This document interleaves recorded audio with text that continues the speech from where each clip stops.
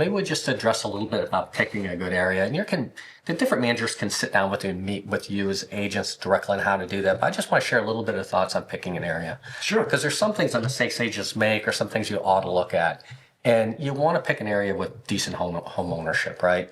Not a huge rental area. There has to have high percentage of home ownership. Absolutely. We can talk to you what that looks like. And also, time and convenience is important, right? Don't pick some places far to go to. No. But maybe, and we've had agents do this, it's where they want to ultimately live.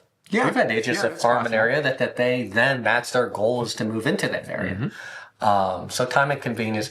Are you used to the price range? Maybe you want to have an area that you're comfortable with, or if not, learn how to be comfortable with that price range. It might, we would like you to be comfortable with the price range, but, as an agent, they say, I've never shown houses in this area before. You're only a stranger there once or twice, so maybe you need to give yourself a little bit of grace. If you really want to work in an area and you're just not that familiar with the area, maybe you need to give yourself enough time to get in there. Have a few open houses, get to know some people in the area, join the chamber, do some other things that we're going to recommend to you. But it may be just a matter of gritting your teeth until you are comfortable. But at some point in time, in order to work effectively in the area, you need to be comfortable. You got to be comfortable with social atmosphere, people in the income bracket. I've recommended even joining like a social network there, not a social network, but a charitable organization that does work in there. Something where you can get to know people like that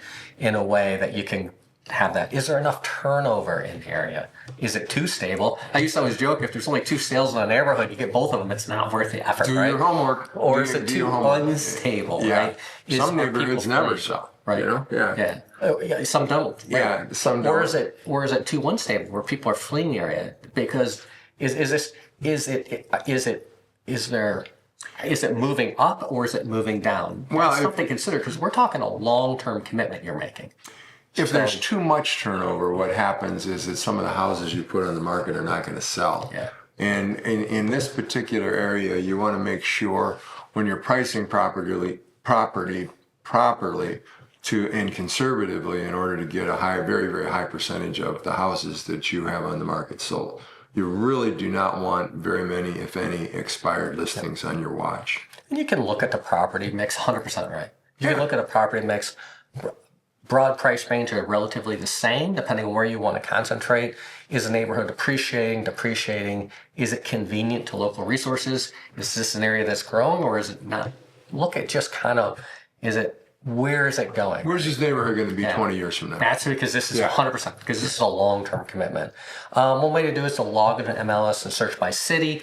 You can put the city and search the default by subdivision. Look at the turnover rate and activity.